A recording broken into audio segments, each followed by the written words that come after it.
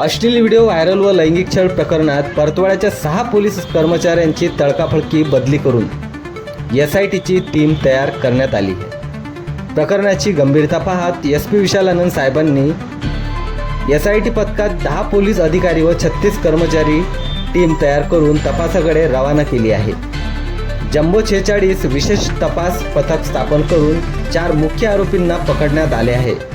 तपासादरम्यान आणखी मोठमोठे नाव समोर येण्याचे समजले जात आहे। खासदार अनिलजी बोंडे व अचलपूरचे आमदार प्रवीणजी तायडे यांनी प्रकरणाची गंभीरता पाहत मुख्यमंत्री देवेंद्रजी फडणवीस यांना प्रकरणाची माहिती दिली।